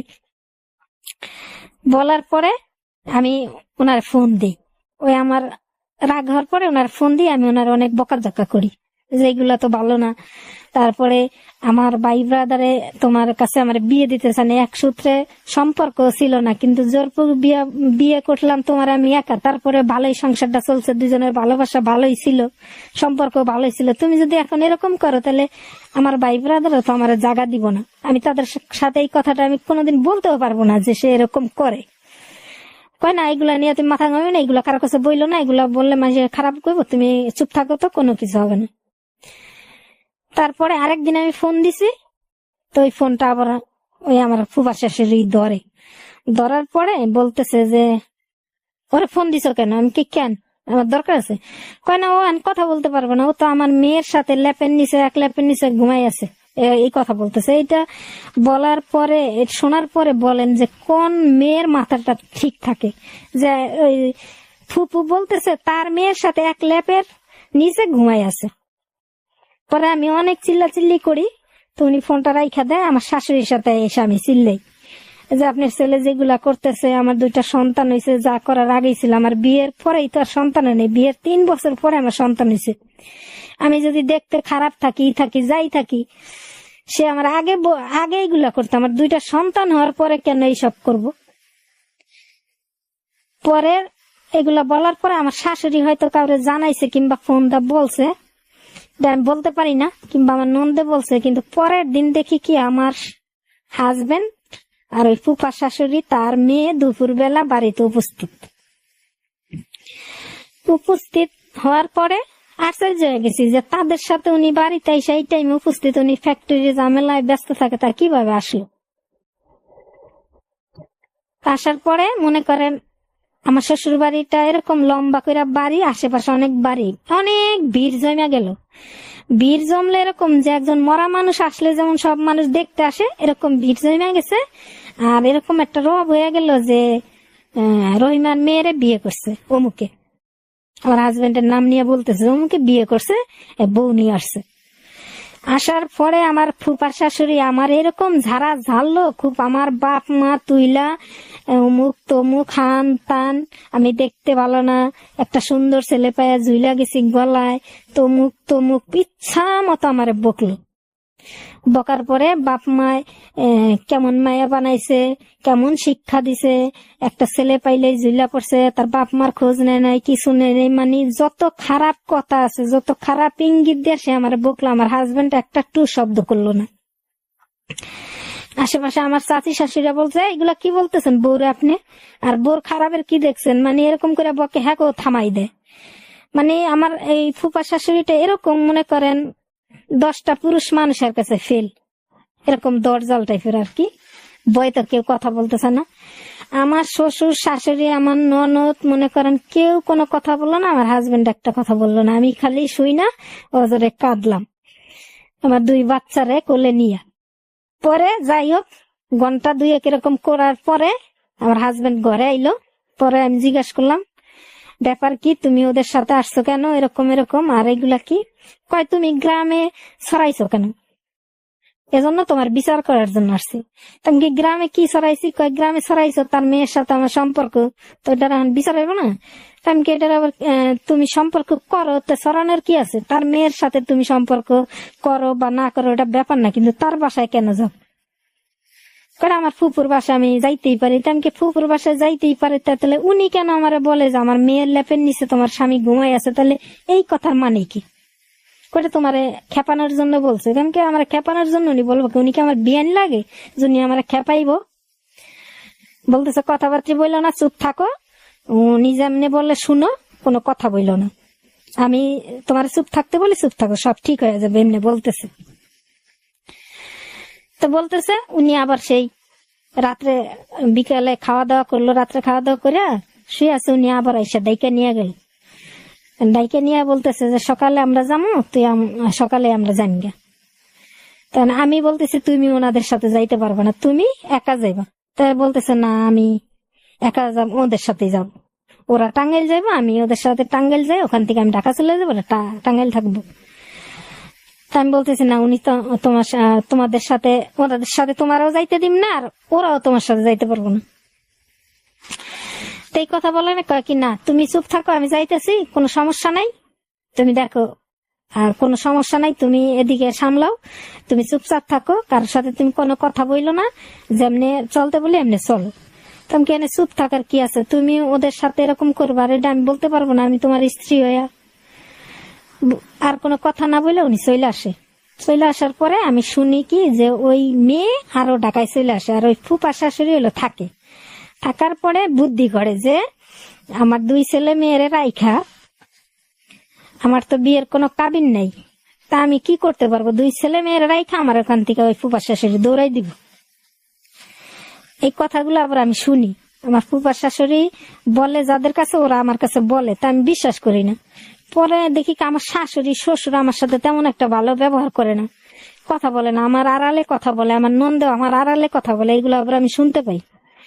শুই না, আমি কি করি, আমি কিচ্ছু আনি না, আমার পরনের কাপড়, আমার 2 বাচ্চা, আর ভাড়ার টাকাটা, আর কিছু ক্যাশ আছিল, আমার কিছু গহনা আছিল, আমার হাজবেন্ডের আমার মায়ের দিছিল আংটি আছিল, এগুলো আমি কিচ্ছু আনি না, আমার মেয়ের আছিল, এগুলো আমি কিচ্ছু নাই না। আমি তো ঘরে রুমে তালা দিয়া, আমি আলমারিতে তালা দিয়া, তারপরে আমি কি যাই দেখি উনি ঢাকা যায় কি করে, ওইটা আমি দেখব। পরে আমি আমার এক কাপড়ে আমার বাচ্চার, ছোট বাচ্চার খালি 2-1টা প্যান্ট পুন নিয়ে, অত ছোট নিয়ে আমি ভোরের রাত্রে ট্রেন ধরি, পাশের বেনালা কাকারে দিয়ে আমি আসি, ভোরের ট্রেন ধরে আমি ঢাকায় চলে আসি।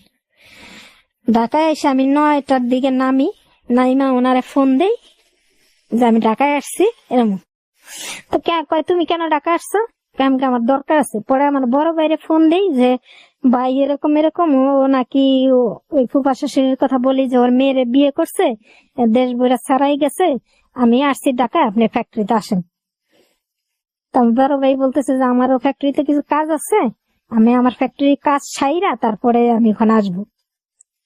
পরে আমি ওই ফ্যাক্টরিতে যাই, জিজ্ঞাসা করি তুমি কেন ঢাকায় আসছো, তো অমুক তমুক অনেক কথা বইলা আমার ফ্যাক্টরি থেকে নিয়ে যায় ওনার এক পার্টনারের বাসায়, এখানে তুমি বসো, দেখি কি করা যায়। তা আমি আমার মেজো ভাইরে বলি, ফোন দেই, আর আমার বড় ভাই আসে, বলতেছে আসতেছে। তা উনি বললে আমার ফ্যাক্টরিতে বসে, ওখানে বসে রেখে ফ্যাক্টরিতে চলে যায়, আর আসে না। তারপর আমি বাচ্চাদের রাইখা ফ্যাক্টরিতে যাই, যাইয়া জিজ্ঞাসা করি যে এই কথাটা সত্য কিনা, তাই বলো, আর কোনো কথা আমার শোনার দরকার না। যে তুমি কি ওনার মেয়েরে বিয়ে করছো? কয় না। তুমি বিয়ে না করলে এই কথাটা ছড়াইলো কেন? কয় তুমি ছড়াইছো, তোমার জন্য এরকম হয়েছে। তাই আমি কি ছড়াইছি? উনিই তো ছড়াইছে। এই কথা বললে আমার বলে যাও তো তুমি, তোমারে আমি চিনি না। এই কথা বলছে পরে উনি বাহিরে চলে আসছে। বাহিরে আসতে পরে আমি যাই ওনারে ধরছি যে তুমি আমারে চিনো না, এটা কেমন কথা? ওনারা আমি টাইনা ফ্যাক্টরিতে নিয়ে যাই। আবার টাইনা ফ্যাক্টরিতে নিয়ে যাই তো উনি নাকি অপমান বোধ করে, ফ্যাক্টরি ওয়ার্কাররা দেখছে তো ওনার 2 পার্টনার আছে, এদের জানায়। আর আমার ভাই আসছে, বড় ভাই আসছে আর মেজো ভাই আসে। তখন বলে যে আমি আপনার বোন আমার এরকম অপমান করছে, ফ্যাক্টরি বাইরে আমার টাইনা টুইনা নিয়ে আসে ফ্যাক্টরিতে, এগুলা কি করছে। পরে আমার বড় ভাই বললে যাক আমার বোনের অন্যায় হয়ে গেছে, তোমার কাছে মাপ চাক। উনি আমারে ওখানে বললে যে যাক ওনার কাছে মাপ চাও। তাই আমি মাপ চাইলাম যে আমার ভুল হয়ে গেছে। এরা বইলা আমার বড় ভাই বললো যে তুই আমার বাসায় চলে যাস। আমি কিছু না, এর সাথে বোঝাপড়া করে আমি টাঙ্গাইল চলে যাব। তা বলতেছে না, টাঙ্গাইল যাওয়া যাবে না এখন। নিয়ে আমার ওই পার্টনারের বাসা আবার বসাই রাখলো। টাঙ্গাইল যাওয়া যাবে না কেন? কয় আমি টাঙ্গাইল যখন যাইতে বলবো তখন যাবো, এখন যাওয়া যাবে না। পরে আমার বাড়ির বাসায় আমি চলে গেলাম। বাড়ির বাসায় গেছি, ওনার ফোন দেই, ফোন ধরে না। উনিও বাড়ির বাসায় যাওয়ার কথা যায় না, কথা বলে না, এরকম করতেছে। পরে একদিন শুনি কি যে উনি মিটিং বসাইছে ওই পার্টনারের বাসায়। আমার নিয়ে কি করবো এই জন্য মিটিং বসাইছে। ওখানে আসছি। আসার পরে আইসা দেখি কি ওই ফুপা শাশুড়ি, তার ভাই, আমার শ্বশুর, আরো অনেক লোকজন আসছে ওখানে। আমাদের যারা পার্টনার ছিল এরা আসছে। আসার পরে ওখানে ডিসিশন হয় কি যে আমি ওই শ্বশুর বাড়িতে এক শর্তে যাইতে পারি, ওই ফুপা শাশুড়ির আন্ডারে থাকতে হইব। ওই ফুপা শাশুড়ি আমারে ভরণ পোষণ করবো, ফুপা শাশুড়ি আমার যেখানে যা লাগে দেখবো, কিন্তু আমি আমার হাজবেন্ডের সাথে কোনো দাবি দাওয়া করতে পারবো না। আমার টাকা পয়সা যেখানে যা লাগে ফুপা শাশুড়ি দেখবো, আমার হাজবেন্ডের কাছে আমি চাইতেও পারবো না, তার সাথে আমি কোনো ইয়ে করতে পারবো না। তখন আমার ভাইরা বলতেছে যে যাও শ্বশুর বাড়ি চলে যাস। আমি কি না, আমি কেন সতীনের মার দায়িত্ব আমি যাবো? আমার কি আগে বিয়ে হয়েছে না তার মেয়ের আগে বিয়ে হয়েছে যে আমি তার মেয়ের দেখা বিয়ে করছি? এখন আমি ওই সতীনের মার দায়িত্ব নিয়ে আমার শ্বশুর বাড়ি থাকতে হইব?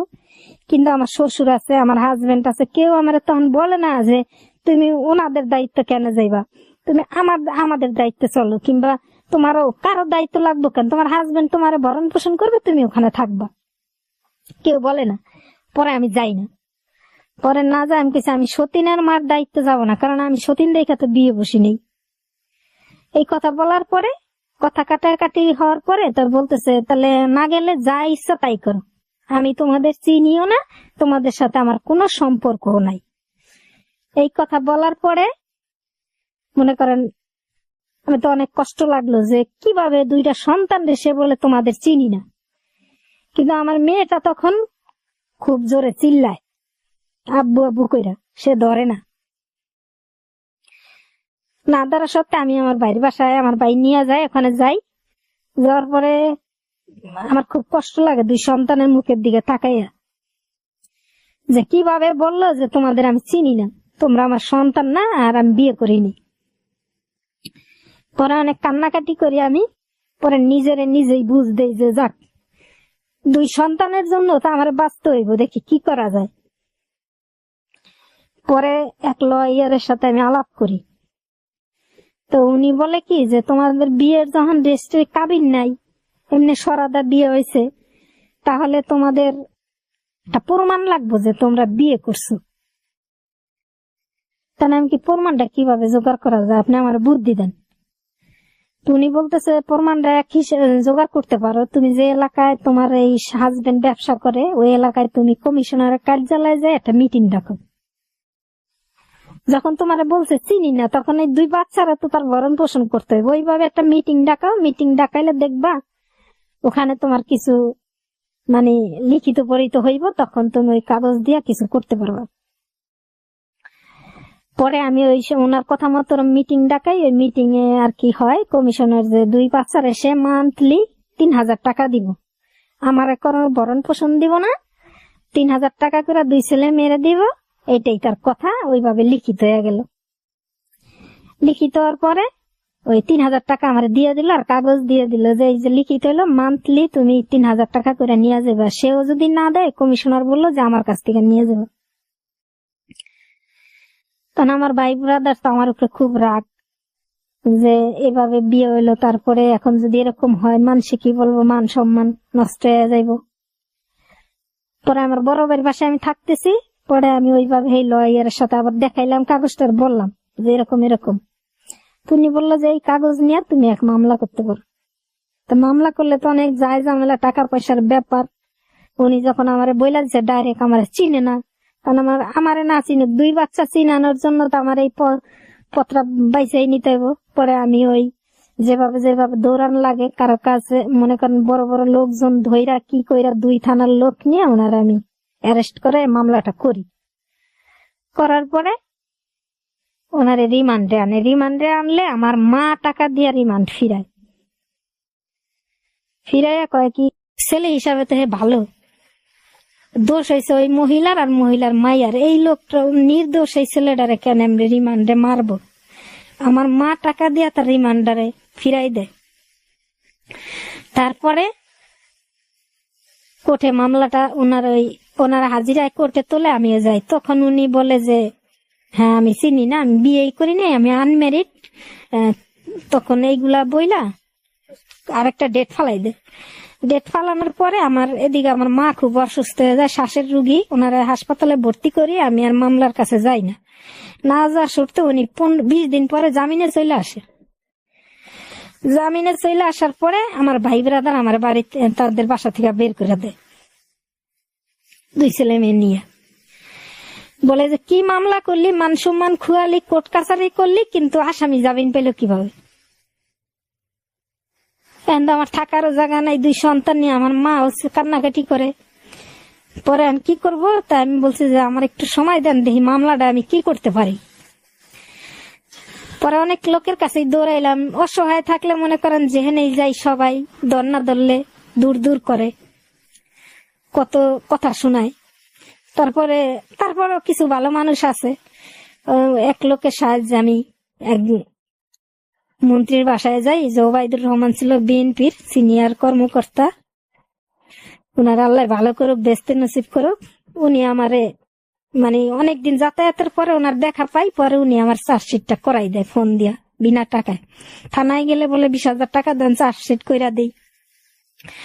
পরে উনি আমার চার্জশিটটা করাই দেওয়ার পরে ওনারে আবার হাজিরায় গেল, ওনার আটকাই দেয়। 2 ছেলে মেয়েরে দেখা জজে বলে তোর ছেলে মেয়ে না, দেখ তোর পুরা ডুপ্লিকেট, কিভাবে অস্বীকার করা যায় 2 সন্তান রে? আল্লাহ অনেক কষ্ট, ছেলের জন্য অনেক দোয়া করে, অনেকে ছেলে দেয় না মেয়ে দেয়। তোরে তো আল্লাহ ভালো বুঝে একটা ছেলে দিছে, একটা মেয়ে দিছে, এর চেয়ে সুখী সংসার আর কি হইতে পারে? পরে ওনার আটকাই দেওয়ার পরে উনি জেলে চলে যায়। জেলে যাওয়ার পরে আমার মেয়েটা অসুস্থ হয়ে যায় বাবার জন্য।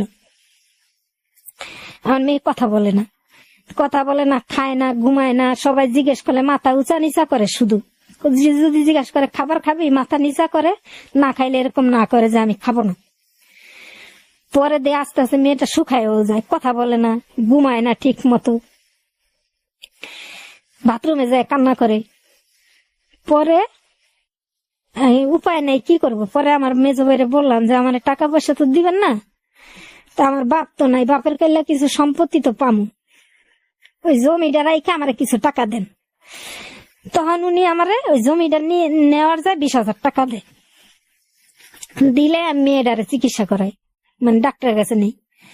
ওই যে এমআর খান স্যার মারা গেছে, উনি তো নাই, ওনার কাছে আমি 2 মাস পরে সিরিয়াল পাই। সিরিয়াল পরে নেওয়ার পরে ওই ডাক্তারে বলে যে ঘটনাটা আপনি খুইলা বলি। বলার পরে বলে যে আপনাদের ভাগ্য ভালো, মেয়েটা কলজা ফাইটা মারা যায় নাই কষ্টে। সে বাবা যে তারা বলছে চিনি নাই, কষ্টে সে মনে করেন ভিতরে ভিতরে শেষ হইতেছে। পরে বললো যে কোথায় আর বাবা? আমি বললাম যে এখন তো জেলে। বললো যে আপনি জেলখানায় নিয়ে যান, তো ওর ক্রিয়াটা কি হয় এটা আমি জানতে চাই।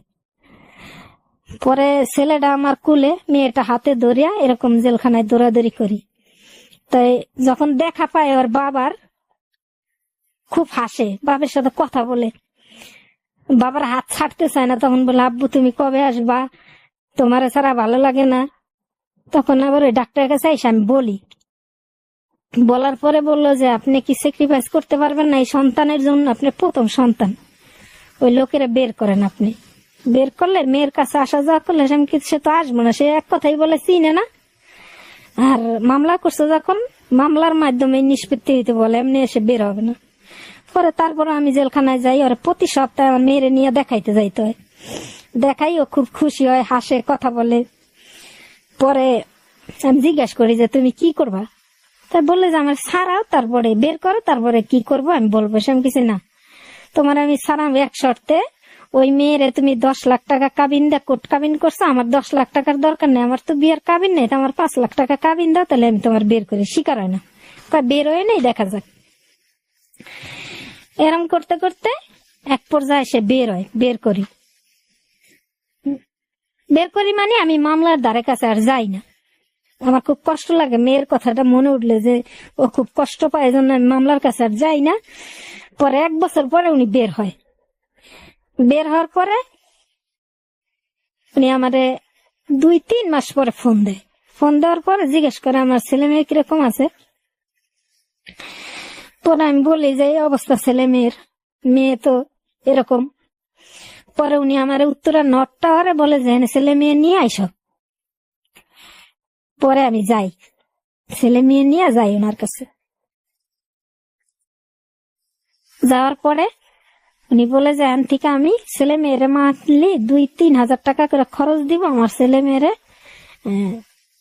বাড়িতেই থাকো আর ঢাকা শহর যেখানেই থাকো, এই ছেলে মেয়েরা আমি 2,000 করে 3,000 করে খরচ দিব। আমি চিন্তা করলাম যে নাই মারছে কানাম অনেক ভালো, সে যদি একটু সাপোর্ট দেয় আর আমি একটা কিছু করি, মামলা তো আছেই, তাইলে আমার ছেলে মেয়ে দুইটা হয়তো মানুষ হইব, কিন্তু বাবারে বাহিরে থাকলে বাবাকে ডাকতে দিতে পারবো, অনেকদিন পরে হইলে দেখতে তো পারবো।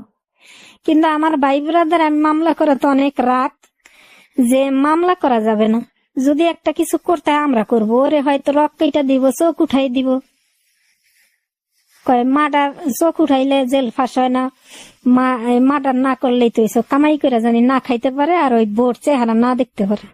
কিন্তু আমি তো চিন্তা করলাম এটা যে 2টা সন্তান, বাবা হারা হইবা, 9 বছর যার সাথে সংসার করছি, এই লোকেরা আমার সামনে চোখ উঠাই দিব। আর লোক হিসাবেও তো খারাপ ছিল না আমার সাথে, আমারে বিয়ার 9 বছরে মনে হয় একটা লঙ্গে টোকাও দেয়নি। একদিন শুধু মেয়ের জন্য মাথা বাড়ায় একটু দিছে, থাপড় দিছে, মেয়ের খাবারের জন্য জোর করছি, মেয়ে বমি করে দিছে এজন্য। কিন্তু আমার কোনোদিন মারেও নাই, আমারে খাবারেও কষ্ট দেয় নাই। আমার সংসার ছিল আমার হাতে, আমি বাজার ঘাট যেখানে যা সবই আমিই করতাম, টাকাই না দিত আমি করতাম। কিন্তু ওই লোকেরা আমার সামনে আমার বাইরে চোখ উঠাই দিব, রক্কাইটা দিবে, এটা তো আমি সহ্য করতে পারবো না, জন্য আমি ওই মামলা করছি। কিন্তু ভাই ব্রাদার আমার উপর খুব রাগ, আমার ভাই ব্রাদার কেউ মামলার ধারে পারে কেউ যায় নাই। না যাওয়াতে মামলা আমি ওই তৈরি বাদ দিলাম, যে যাক থাক। এরকম করে 6 মাস 1 বছর ওই 3,000, পরে বাড়লো 5,000, এরকম করে 6,000, মানে 2-3 মাস 6 মাস পর পর এরকম বাড়তে থাকলো। আমিও চেষ্টা করলাম নিজে কিছু করার জন্য, নিজে কিছু করতেছি, আর 2টা ছেলে মেয়ের মানুষ করার জন্য চেষ্টা করতেছি। আর আমার মা, সে তো অসুস্থ মানুষ, শ্বাসের রোগী, হে আমারে মাথায় হাত দিয়া কসম কাটাইতো, তো জীবনে আর কোনোদিন কারোর কাছে এই মাথা বিক্রি করবি না, এই 2টা সন্তান বুকে ধরে রাখবি। আর আমার এই মামলার থেকে যখন বের হয়ে গেল, তখন আমার ভাইরা বললো কি 2 সন্তান দিয়ে দে, যার সন্তান ওর কাছে দিয়ে দে, তোরে আবার বিয়ে দিব। তা আমি এক কথা বললাম যে না, আমার সন্তান দেন, আমি বুকের থেকে ছাড়বো না। এতে যদি আমার ভিক্ষা করেও খাইতে হয় তাও খাবো, কিন্তু আমি 2 ছেলে মেয়ের আমার বুকের থেকে আমি ছাড়বো না। কারণ ওর বাবা ওদের বলছে যে চিনে না, কিন্তু আমি যদি বলি যে তোদের বাপের কাছে দিয়া দেই, আমি আর একটা বিয়ে করি, ওরা তখন কইব কি যে আমার বাপ নাই খারাপ ছিল, মা কিভাবে এরকম করলো। এই চিন্তা ভাবনা করে আমি ভাইদের বললাম যে না, আপনারা যদি আমার না খাওয়ান, আমি নিজে কর্ম করে বাঁচবো। আর আমার মা যতদিন আসিল ততদিন আমার ভাইরা মোটামুটি আমার কিছু সাপোর্ট দিত। এরকম করতে করতে চলতে থাকলো। চলতে চলতে এক পর্যায়ে মনে করেন আমি এরকম হয়ে গেছি পাগলের মতো। আমি খালি খাবার খাই, কিন্তু আমার কোনো নাই, দিকপাস নেই। মামলা নিয়ে, তারপরে এই সন্তান নিয়ে টেনশনে আমার মা বলে কি, তুই খাবার কিভাবে খাস? 1 মাস আমি ঘুমাইতে পারিনি। কিভাবে খাস? খাবার তোর পেটে যায় কিভাবে? স্বামী হারা হইয়া, সংসার হারা এসে আমি বললাম কি, মা দেখো, আমি যত কিছুই হারাই না কেন, কিন্তু আমার সন্তান 2টারে আমি হারাইতে পারবো না। আমি ওদের জন্য, বাঁচার জন্য খাবার খাই, ওদের জন্য আমি বাইচা থাকতে চাই। তখন আমার মা আমারে হাত ধরে বললো যে এই শক্তিটা জানি তোর সব সময় থাকে। পরে এরকম করে আমার মা মারা গেল। যখন আমার মা মারা গেল, তখন আবার আমি ঢাকা চলে আসলাম 2 সন্তান নিয়ে। ঢাকা আসার পরে আমি ওই যে একটা হাউসে চাকরি নিলাম তা অনেক ধর্না ধরতে যার কাছেই যাই একটা চাকরির জন্য সবাই বাজে অফার করে, খারাপ কথা বলে। তারপরে মনে করেন বলে যে তোমার চাকরি দিব কিসের বিনিময়, তুমি চাকরি করতে আসছো, আমরা তোমার চাকরি নিয়ে দিব, কি দিবা আমাদের, এরকম অফার করে, খারাপ কথা বলে। তারপরেও মনে করেন নিজের পেটের দায় না থাকুক, 2টা সন্তানের বাঁচানোর জন্য অনেক দাঁড়ে দাঁড়ে ঘুরছি। তারপরে তো আল্লাহর দুনিয়ায় সব মানুষ তো আর খারাপ না, কিছু ভালো মানুষ আছে। এক ভাইয়ের মাধ্যমে, ড্রাইভার ভাইয়ের মাধ্যমে আমি একটা চাকরি পাই, একটা ইন্ডিয়ান হাউসে চাকরি পাই। ওখানে আমি চাকরি করি, আর উনিও কিছু সাপোর্ট করে, ও দিয়ে কোনো রকম চাকরি করতে থাকি। আর মেয়েদের মা স্কুলে ভর্তি করে দিছি, একটু লেখাপড়া করাইতেছি, যে একটু মানুষ করার চেষ্টা করি। তা আমার মা থাকতে আমার বাইরে একটু সাপোর্ট দিত। মা মরার পরে মনে করেন যদিও বাড়ি গেলে খাওয়াইতো, কিন্তু একটা জিনিস দাবি করলে কোনো সময় দেয়নি। এমন সময় গেছে, আমার মেয়ের নিয়ে যখন আমি আমার বাপের বাড়িতে যাইতাম বেড়াইতে, তখন আমার ভাই বলতো আশেপাশের কেউ আসলে যে আমার বাগনিরে যদি ধরতে হয় সাবান দা হাত ধুইয়া কুলে নিবি। আর আমার স্বামী যখন আমার সাথে এরকম করছে, তখন আমার ছোট ভাই আমার 2 সন্তানরে পাউচা করে দেখাইছে যে তোদের লাঠিয়া ঘরের থেকে বাইর করে দিবে। কষ্ট পৃথিবীতে একটা মায়ের কাছে মনে আর কিচ্ছু নাই।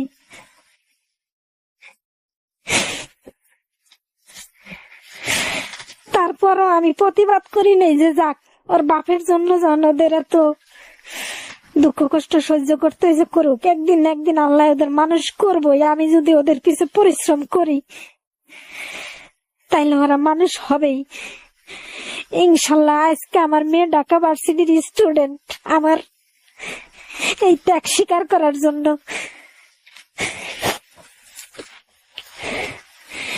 এরপরে মনে করেন চলতে থাকে, কোন রকম কিছু দেয়, কোন মাসে হয়তো 5,000 দিছে, আবার কোন মাসে 2,000 দেয়। এরকম করে আমি অনেক কষ্ট করে আমি মানুষের বাসায় কাজ করে, যে হাউসে চাকরি করা মানে থালা বাসন ধোয়া, ঘর ঝাড়ু দেওয়া, এইগুলা কইরা আমি আমার সন্তানদের মানুষ করার চেষ্টা করছিলাম। পরে এরকম করতে করতে উনি করলো কি, আমার মেয়ে যখন ক্লাস 8-এ উঠে, তখন উনি আমাদের খরচ দিব না, একেবারে টোটালে দিব না, না কইরা দিল। আমি কই কেন খরচ দিব না? কয় আমি চাকরি ছেড়ে দিছি, আমি ব্যবসা করব, ব্যবসা যতদিন প্রতিষ্ঠিত না হইতে পারে তোমাদের আমি কিছু দিতে পারবো না। তখন আমার ছোট ভাইয়ের সাথে আমি আলাপ করি, যখন আমি কি করব, আমার একলা তো আমার 2 সন্তান আমি ঢাকা শহরে রাইখা মানুষ করতে পারবো না। তখন আমার ছোট ভাই বলে কি, আপনার আমি এক বুদ্ধি দিতে পারি, সেটা হলো বাড়িতে যা থাকতে পারবেন, খাইতে পারবেন, কিন্তু আপনার সন্তানের লেখাপড়ার খরচ আমরা দিতে পারবো না। তারপর আমার একটু সাহস ছিল যে আমি যে জমিটা আমার মেজবাইয়ের কাছে রাখছিলাম 20,000 টাকায়, ওই জমিটা আমি লাগে বিক্রি করে দিব, আমার 2 সন্তানের লেখাপড়া আমি বন্ধ করব না। পরে আমি আবার যাই বাড়িতে, বাসা ছাইরা দিয়ে আমার 2 ছেলে মেয়ে নিয়ে বাড়িতে যাই। বাড়িতে যাওয়ার পরে মনে করেন 3 মাস থাকার পরে, বাইরে তো দূরে থাকে, ছোট ভাই বাইরে থাকে আর মেজো ভাই আবার ঢাকায় থাকে। তাহলে বাইর বউরা তো মনে করেন 1 দিন 2 দিন ওই কথা নিয়ে খোটা দেয়, ভাইয়ের মেয়েরা খোটা দেয়।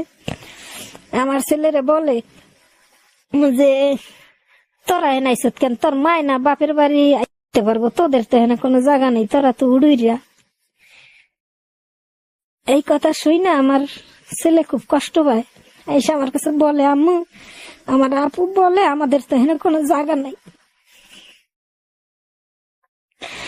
তখনও খুব খারাপ লাগে আমার, যে আজকে স্বামীর সংসারে থাকলে এই কথা বলতে পারতো না। পরে যাই হোক, আমি পরে মনে কিছু নেই না, যে যাক ভাগ্যে যা আছে সবাই বলুক, সমস্যা নাই।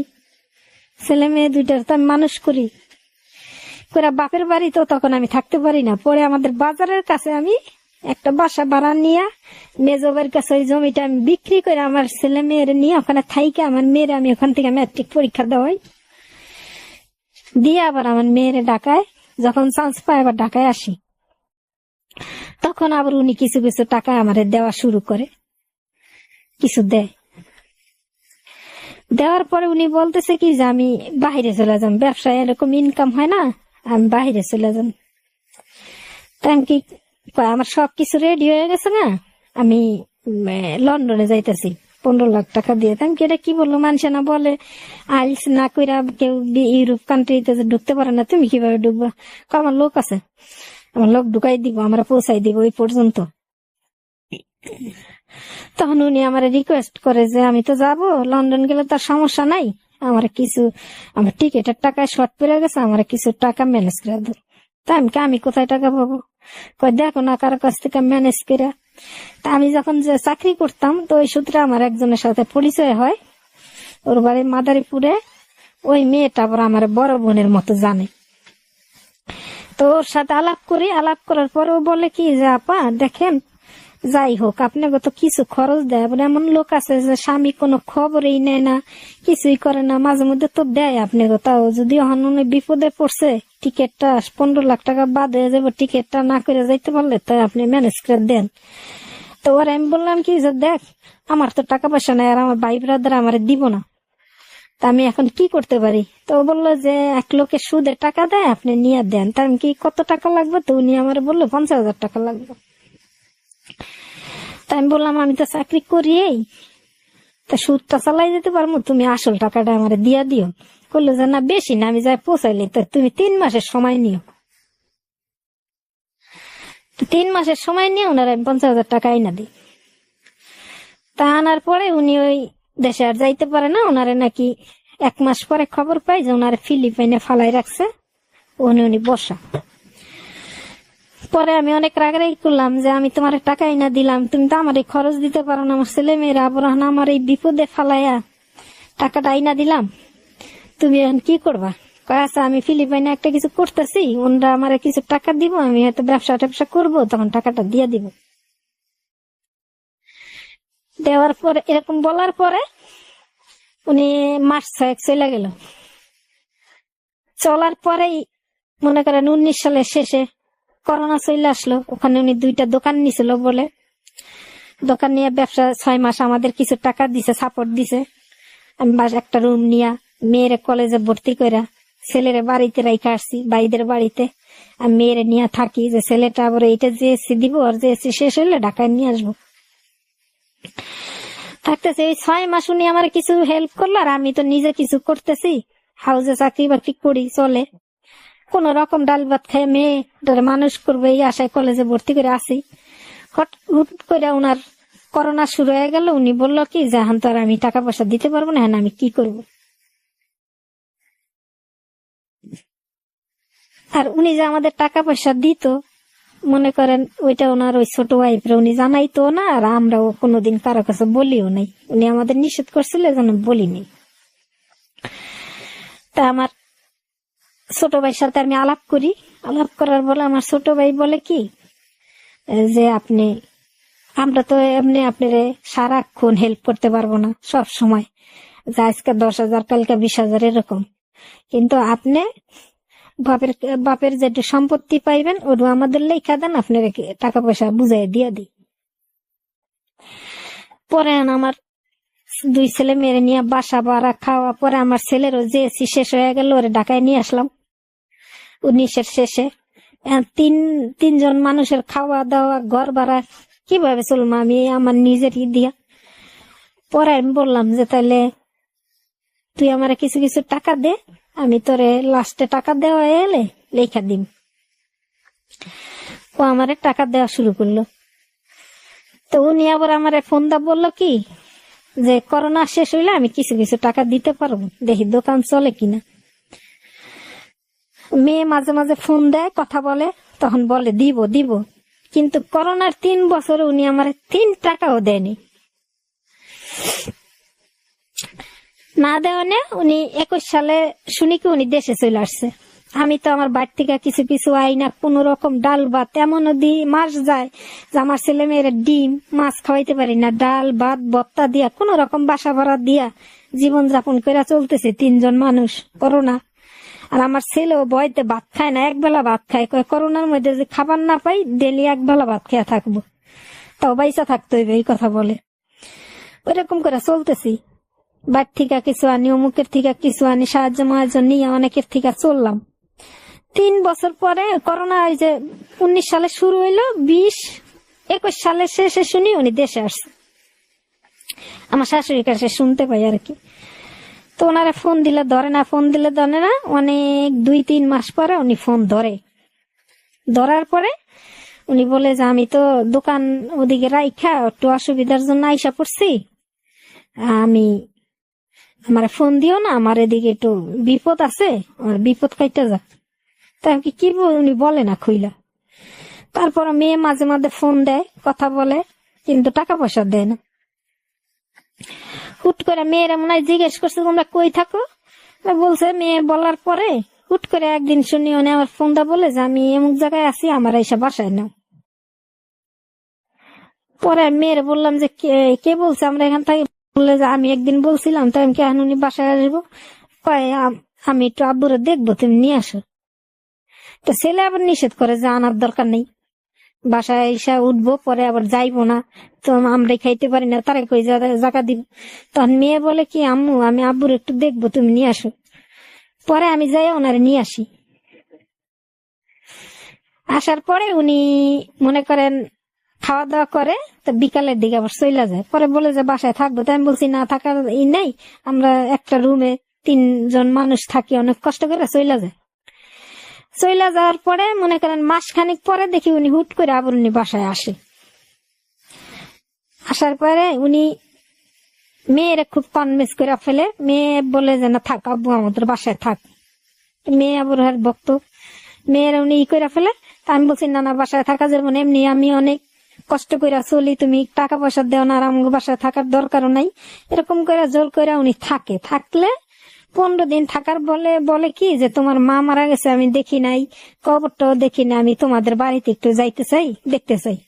তা আমি বলছি না, আমি আমার ভাইদের সাথে কথা না বইলা আমি বলতে পারি না। ভাইদের মানে আমার ছোট ভাই আর কি, ওই যে আমার জমি নিয়ে টাকা দিতেছে, ও কিছু কিছু সাহায্য করে চলি। পরে এই কথা বলার পরে উনি আমার বলে যে জিজ্ঞেস করে দেখো আমি একটু বাড়ি যাই। পরে আমার বাইরে জিজ্ঞেস করে এসে বললে যে দেখেন আইতে চাই যখন একটা মানুষ, যত হয়ে কয় আমি পিছনে যত ভুল করছি, আমার এখন বয়স হয়ে গেছে, আমার ছেলে মেয়ের মুখের দিকে তাকাই আমি এখন ভালো হয়ে যাইতে চাই, আর আমার একটা সুযোগ দাও, আমি দেখি ভালো হইতে পারি কিনা। এরকম করে আমি দেশে আর কিছু করতে চাই, আমি তো কাজ জানি, তা কিছু উনি যে কোনো একটা কোম্পানিতে চাকরি করলেও উনি 1 থেকে 1.5 লাখ টাকা বেতন পাওয়ার মতো কাজ জানে। তা চিন্তা করলাম যদি নিজে কিছু করতে চাই তো করুক দেশে, হয়তো আমার মেয়েটা বড় হয়েছে, বিয়ে দিতে হইবে, কিছু হেল্প করুক, ছেলেটা কমপক্ষে ইন্টার পাস করুক, এই পর্যন্ত যদি কিছু সাপোর্ট করে তাহলে আমার চলুক। আর কেউ তো বলতে পারবো না যে আমার মনে করেন যে স্বামী ছাইরা দিছে, স্বামী খোঁজ খবর লয় না, কারো কাছে তো আমি বলতে পারবো যে স্বামী আমার একটু খোঁজ খবর নেয় আছে এরকম। এজন্য ওনারা নিয়ে আমি বাড়িতে যাই। যাওয়ার পরে অনেক কয়দিন বেড়াই আসে উনি, ওখানে বাড়িতে যাই আমার খুব করে হাতে পায়ে ধরে, আমার মেজো ভাইয়ের কাছে মাপ চায়, পা ধরে জড়াই এইটি কইরা তারপরে বলে যে আমি একটা কিছু করতে চাই। তারপর উনি আমারে খুব ম্যানেজ করে বলে হাতে পায়ে ধরে যে আমার 1 লাখ টাকাই না দাও, একটা কিছু করি। তারপর আমার ছোট ভাইরে বললাম, আর কেউ দেওয়ার মতো না, ওই ছোট ভাইটাই বাহিরে থাকে তো, কিছু মানে ওই জমির উপরে দিতেছে আমার লাগলে। পরে ওর কাছে বললাম, ও দিল 50,000 টাকা, আর আরেকজনের থেকে আমি নিলাম 1 লাখ টাকা, তাও লাভের উপরে নিয়ে ওনারে দিলাম। দেওয়ার পরে উনি কিন্তু বললো যে দেশে একটা কিছু করব আর এখানেই থাকবো, ওরকম করব। কিন্তু দেওয়ার পরে ঢাকায় যখন আসলাম, টাকাটা ওনারা আমার ছোট ভাই দিল ঢাকায়, আর ওই বাড়ির থেকে নিয়ে আসলাম 1 লাখ টাকা। মোট 1.5 লাখ টাকা, আর আগে দিছিলাম ওনার একবার আমি 50,000 টাকা।